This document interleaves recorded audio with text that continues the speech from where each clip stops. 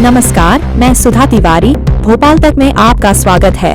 हम आजादी के 78 वर्ष पूर्ण कर चुके अमृतकाल के समय में जी रहे हैं। पूरे देश में विकास की अनवरत गंगा बह रही है। हम चांद के बाद मंगल ग्रह तक पहुंच चुके, लेकिन मध्य प्रदेश के कटनी जिले से 35 किलोमीटर की दूरी पर स्थित रीठी तहसील के ग्राम पंचायत घनिया के गांव कैथाटोला की कहानी हैरान करने वाली है। विकास के बड़े बड़े दावों की पोल खोलती है। यह गांव आदिवासी बाहुल्य है। यहाँ विकास की इबारत पर प्रश्न खड़ा होता है। ग्रामीणों का कहना है कि आजादी के बाद से आज तक हम ग्रामवासी मूलभूत सुविधाओं से वंचित हैं। हमारे गांव में न सड़क है, न पानी, न बिजली और न ही शिक्षा के लिए स्कूल बिल्डिंग है। हमारा क्या है कसूर साहब? देखिए ग्राउंड जीरो से हमारी ये एक्सक्लूसिव रिपोर्ट। नमस्कार, आप देख रहे हैं भोपाल तक। मैं हूं आपके साथ राकेश तिवारी। भारत के गौरवशाली 78 आजादी के जो वर्ष कल पूर्ण हो गए, लेकिन कहीं न कहीं मूलभूत सुविधाओं की बात जब आती है तो जनता कराहती है, त्रस्त हो जाती है। मध्य प्रदेश के कटनी जिले के रीठी तहसील की बात हम करते हैं। वहां पे ग्राम पंचायत घनिया है, जो 7 गांवों को मिलाकर के एक पंचायत बनी हुई है। आज हम उस पंचायत के एक गांव ग्राम कैथाटोला पहुंचे हैं। मूलभूत समस्याएं यहां पे जिस प्रकार से देखने को मिल रही हैं, ये कैथाटोला पूरा आदिवासियों का मोहल्ला है। इनके जीवन यापन की बातों को हमने गौर से जब देखा तो विभिन्न प्रकार की समस्याएं इनके समक्ष देखने को मिल रही हैं। मुद्दे की बात 9 अगस्त 2025 पूरे विश्व पटल पे आदिवासी दिवस मनाया गया। भारतवर्ष में भी बड़े जोर शोर के साथ आदिवासी दिवस मनाया गया, लेकिन सबसे बड़ा प्रश्न ये निकल के आ रहा है कि भारत के प्रधानमंत्री, मध्य प्रदेश के मुख्यमंत्री आदिवासियों के उत्थान के लिए बड़ी बड़ी बातें तो करते हैं, लेकिन हकीकत क्या है, धरातल पे क्या है? आज भोपाल तक की टीम जब इस आदिवासी गांव में आई तो उनके समस्याओं को देख करके सबसे बड़ा यक्ष प्रश्न खड़ा हो रहा है कि कहीं ना कहीं सिस्टम का दंश इन आदिवासियों को मार रहा है डंक। किस प्रकार की समस्याएं हैं? ये स्कूल है जहां छोटे छोटे बच्चे, शासकीय प्राथमिक शिक्षा गारंटी शाला कैथाटोला है, 5 साल तक के कक्षा 5 तक की पढ़ाई यहाँ होती है। छोटे छोटे नौनिहाल यहाँ पढ़ते हैं, लेकिन स्कूल की यथा स्थिति क्या है? छत तो है, लेकिन यहाँ पे बच्चे बैठ नहीं सकते।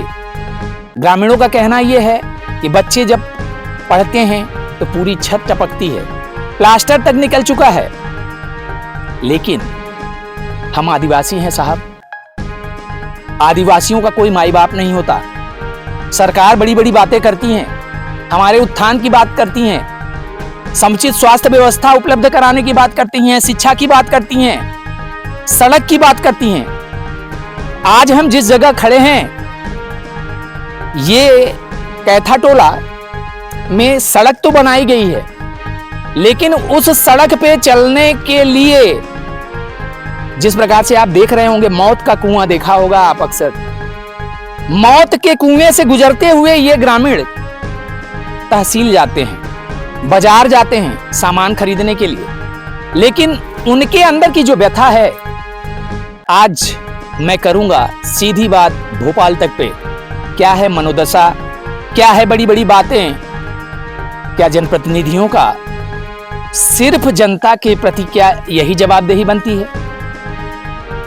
आदिवासियों के उत्थान को लेकर के जिस प्रकार से बड़ी बड़ी बातें की जाती हैं, मैं उन्हीं आदिवासी भाइयों से बात करूंगा। उनके मन की पीड़ा क्या है, उनकी मांग क्या है मध्य प्रदेश मुख्यमंत्री से। भोपाल तक करेगा सीधी बात। क्या नाम पड़ता है बेटा? नाम क्या पड़ेगा आपका? विजय। विजय, यहीं के रहने वाले हो? जी सर। क्या स्थितियां हैं गांव में? आने के लिए तो रोड ही नहीं है। नहीं सर। कैसे आते जाते हो आप? पैदल ही जाना पड़ता है सर। पैदल जाना पड़ता जी। है। ये जो रोड अभी हम जिस रोड से आए हैं उसमें देखे हैं बड़े बड़े गड्ढे हैं, जी सर। तो क्या ये कब से गड्ढे हैं? ये 2 साल हो गए सर। तो आप लोग सरपंच को नहीं बोलते हो? बोलते भी हैं तो वो करता नहीं सर। बोलते हैं तो करता भी नहीं है। नहीं। क्या नाम पड़ेगा बेटा? ब्रजवान सिंह। ब्रिजवान जी, इसी गांव के हैं? जी। यार गांव तो आपका बड़ा अच्छा है, वातावरण देखा जाए तो प्राकृतिक सौंदर्यता तो भरपूर है, लेकिन जो मूलभूत बातें हैं वो मूलभूत बातें हैं, जैसे शिक्षा हो गई, सड़क हो गया, पीने का पानी हो गया, ये सारी व्यवस्थाएं हैं कि नहीं? नहीं, कुछ भी नहीं है। पानी की बहुत दिक्कत जाती है। पानी की भी बहुत दिक्कत, और रोड की?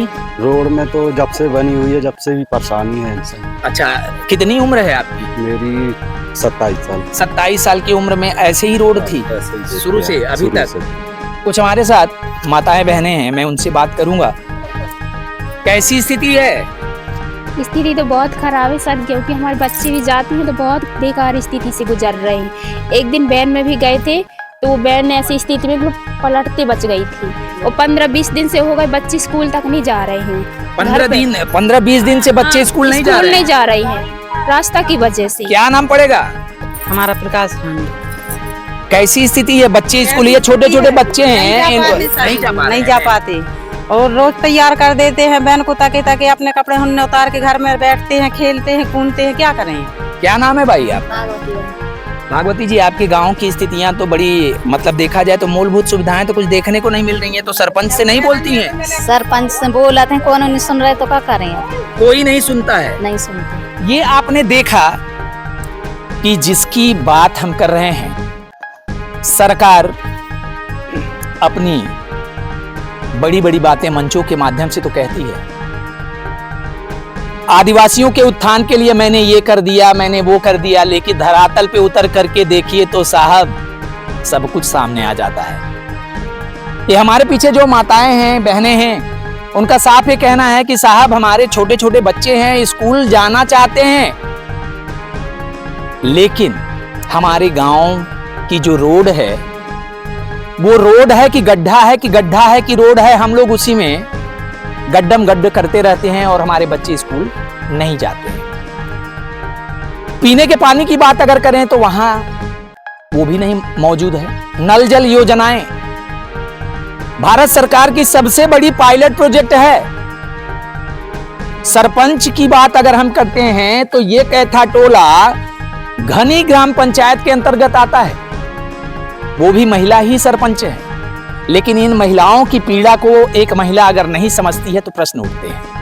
कैथा टोला की अगर हम बात करते हैं तो ये मैं कैमरामैन से बोलूंगा, दिखाने का प्रयास, ये आप देख रहे हैं, ये खंभों में जिस प्रकार से वायर गई हुई है, ये वायर सिर्फ दिखावे के हैं।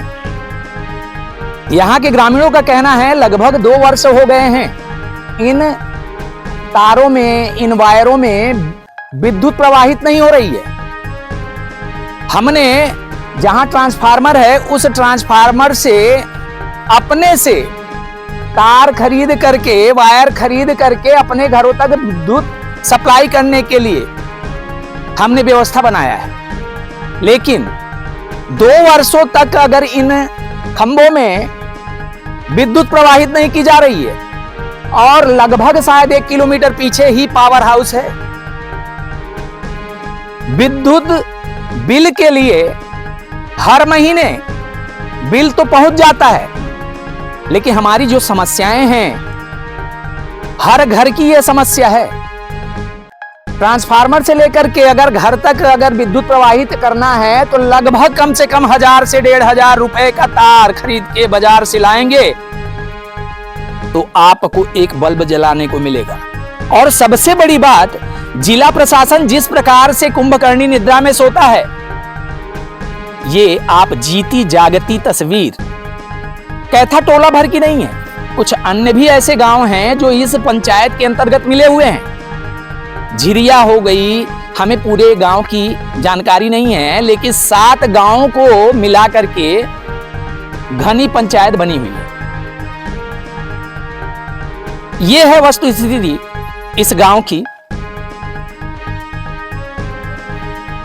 भारत सरकार की अगर हम बात करते हैं और मध्य प्रदेश सरकार की अगर हम बात करते हैं, तो जिस गांव में मूलभूत सुविधाएं उपलब्ध न हो तो क्या सिर्फ ये ग्रामीण वोट बैंक की मशीन है? वोट देने के बाद जनप्रतिनिधि, यहाँ के ग्रामीणों का कहना यह है कि जब वोट की बात आती है तो हर जनप्रतिनिधि हमारे घर पे आता है, हमसे समर्थन मांगता है, हमारी टूटी खाट पे बैठ करके वो चाय पीता है, लेकिन जब बातें हमारे उत्थान की आती हैं तो वो जनप्रतिनिधि हमको भूल जाता है। फिर बात वहां उठती है, कहां से आए हो, कौन हो, क्या काम है, इस प्रकार की विभिन्न प्रकार की बातें आती हैं। ये है कैथा ग्राम टोला की कहानी। जिस प्रकार से आपने देखा, आदिवासी समुदाय के लोगों का सिर्फ एक ही कहना है मुख्यमंत्री जी से कि मंचों से जिस प्रकार की बातें की जाती हैं, अगर वो धरातल पे भी उतर जाएं तो शायद हमारे छोटे छोटे बच्चों का भविष्य बन जाएगा। क्योंकि शिक्षा एक ऐसा लौ है कि जब प्रज्वलित होती है तो पूरे समाज को रोशन करती है, लेकिन जब हमें शिक्षा ही नहीं मिल पाएगा, हमारे बच्चों को शिक्षा ही नहीं मिल पाएगा, तो हमारा समाज कहां से उत्थान कर पाएगा। बहुत बड़ी बात यहाँ के लोगों ने बोला। देखते रहिए भोपाल तक। मैं राकेश तिवारी। जय हिंद, जय भारत।